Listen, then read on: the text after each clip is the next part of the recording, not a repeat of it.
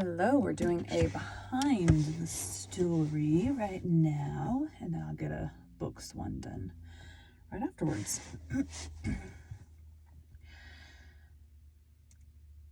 Welcome to Bite at a Time Books Behind the Story, where we answer the questions you have about your favorite classic authors. What inspired your favorite author to write their novels? What was going on in the world at the time? Follow along with us as we tell you what was happening in the world while your favorite authors wrote your favorite classics. My name is Bree Carlisle, and I love to read and wanted to share my passion. My name is Bree Carlisle, and I love to read and wanted to share my passion with listeners like you. All of the links for our show are in the show notes. Today we'll be talking about the Regency Era and how it helped to inspire Emma.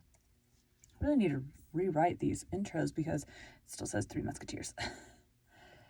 All right, make sure this page is the right size. It's a little too big. There we go. Gotta make sure I can actually read the words on the page. Emma. The Regency era in the United Kingdom of Great Britain and Ireland was a period towards the end of the Georgian era when King George III was deemed unfit to rule due to his illness, and his son ruled as his proxy as Prince Regent. Upon George III's death in 1820, the Prince Regent became King George IV. The terms Regency or Regency Era can refer to various periods of time. Some are longer than the formal Regency from 1811 to 1820. The period from 1795 to 1837, which includes the latter part of George III's reign and the reigns of his sons George IV and William IV, is sometimes regarded as the Regency era, characterized by distinctive trends in British architecture, literature, fashions, politics, and culture.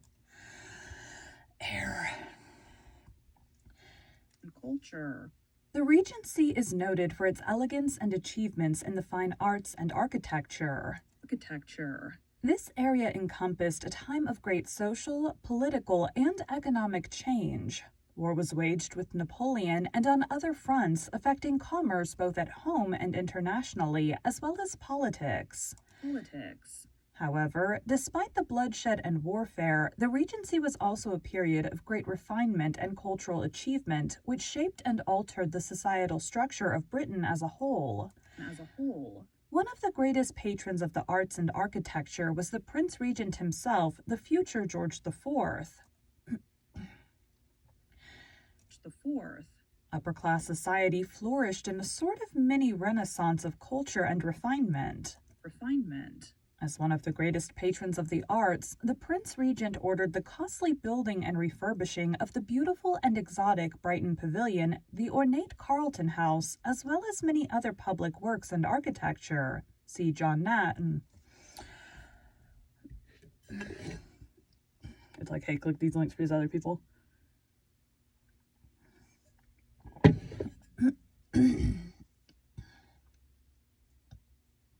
Morning voice. Excuse me. Architecture. Naturally, this required dipping into the treasury, and the regent and later the king's exuberance often outstripped his pocket at the people's expense. Society during that period was considerably stratified. In many ways, there was a dark counterpart to the beautiful and fashionable sectors of England at this time. In the dingier, less affluent areas of London, thievery, womanizing, gambling, the existence of rookeries, and constant drinking ran rampant. The population boom, comprising an increase from just under 1 million in 1801 to 1.25 million by 1820, created a wild, roiling, volatile, and vibrant scene. According to Robert Southey, the difference between the strata of society was vast indeed. The squalor... My mouth had a sound. The squalor that existed beneath the glamour and gloss of Regency society provided sharp contrast to the Prince Regent... The squalor that existed beneath the glamour and gloss of Regency society provided sharp contrast to the Prince Regent's oh my god. Indeed. The squalor that existed beneath the glamour and gloss of Regency society provided sharp contrast to the Prince Regent's social circle. Social circle. Poverty was addressed only marginally. Marginally. The formation of the Regency after the retirement of George III saw the end of a more pious and reserved society and gave birth of a more frivolous, ostentatious one. This change was influenced by the regent himself, who was kept entirely removed from the machinations of politics and military exploits. This did nothing to channel his energies in a more positive direction, thereby leaving him with the pursuit of pleasure as his only outlet, as well as his sole form of rebellion against what he saw as disapproval and censure in the form of his father. Driving these changes were not only money and rebellious pampered youth, but also significant technological advancements. In 1814, the Times adopted steam printing. By this method, it could now print 1,100 sheets every hour, not 200 as before, a five-fold increase in production capability and demand. This development brought about the rise of the wildly popular fashionable novels in which publishers spread the stories, rumors, and flaunting of the rich and aristocratic, not so secretly hinting at the specific identity of these individuals.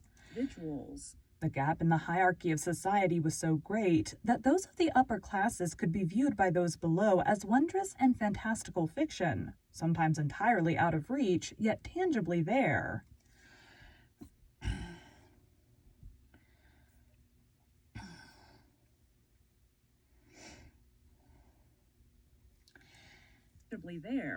In 1811, George Augustus Frederick, Prince of Wales, began his 9-year tenure as regent and became known as the Prince Regent. This sub-period of the Georgian era began the formal regency. The Duke of Wellington held off the French at Fortes de Onoro and Albuera in the Peninsular War.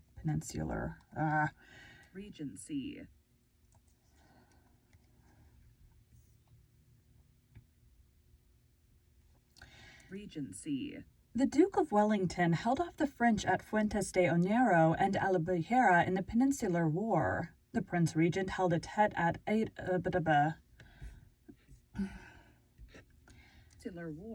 The Prince Regent held a fete. That says feet, not.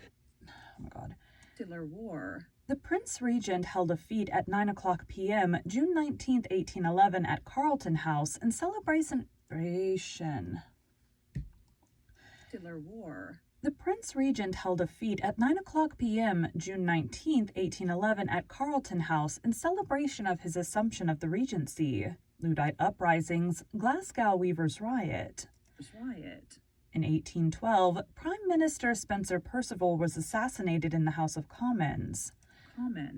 The final shipment of the Elgin marbles arrived in England. Sarah Siddons retired from the stage. Shipping and territory disputes started the War of 1812 between the United Kingdom and the United States. The British were victorious over French armies at the Battle of Salamanca. Gas Company, Gaslight and Coke Company founded. Charles Dickens, English writer and social critic of the Victorian era, was born on February 7, 1812. In 1813, Pride and Prejudice by Jane Austen was published. William Hedley's Puffing Billy, an early steam locomotive, ran on smooth rails. Quaker prison reformer Elizabeth Fry started her ministry at Newgate Prison. Robert Southey became poet laureate. In 1814, invasion of France by Allies led to the Treaty of Paris, ended one of the Napoleonic Wars.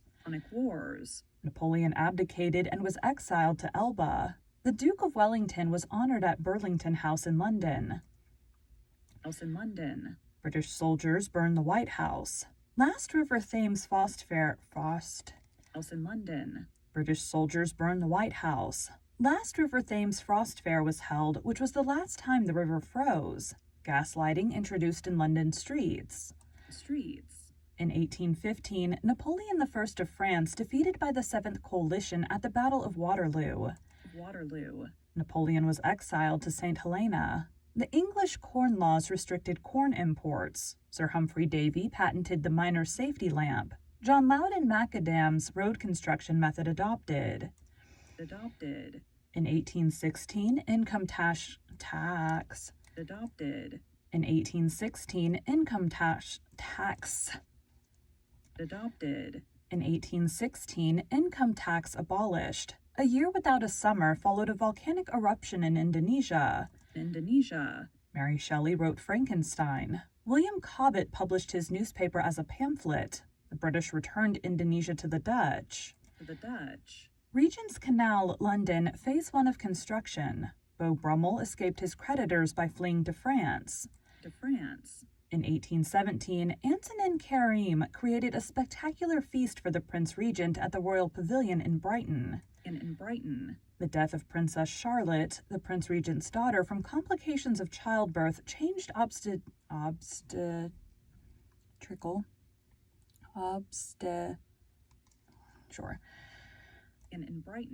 The death of Princess Charlotte, the Prince Regent's daughter, from complications of childbirth changed obstetrical practices. The death of Princess Charlotte, the Prince Regent's daughter, from complications of childbirth changed obstetrical practices. Elgin Marble showed at the British Museum. Captain Bligh died. In 1818, Queen Charlotte died at Kew. Manchester cotton spinners went on strike. Riot in Stanhope, County Durham, between lead miners and the Bishop of Durham's men over Wherredale game rights. Piccadilly Circus constructed in London. Frankenstein published. Emily Bronte born. I like how they're including authors in this. We're almost done. In 1819, Peterloo Massacre. Princess Alexandrina Victoria, future Queen Victoria, was christened in Kensington Palace. Ivanhoe by Walter Scott was published. Sir Stamford Raffles, a British administrator, founded Singapore. First steam-propelled vessel, the SS Savannah, crossed the Atlantic and arrived in Liverpool from Savannah, Georgia. In 1820, death of George III and the accession of the Prince Regent as George IV. The House of Lords passed a bill to grant George IV a divorce from Queen Caroline, but because of public pressure, the bill was dropped. John Constable began work on the Hay Wain. Cato Street conspiracy failed. Royal Astronomical Society founded. Venus de Milo discovered.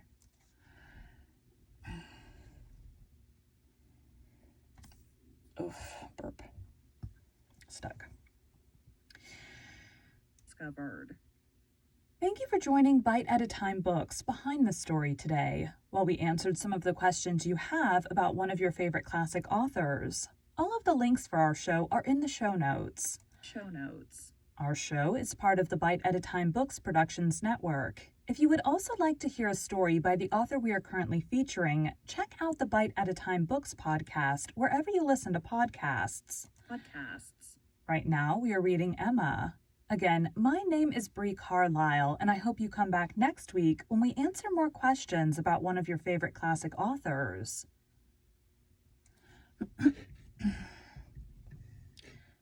Dave. All right, now we need to go to the books intro. Thanks, guys.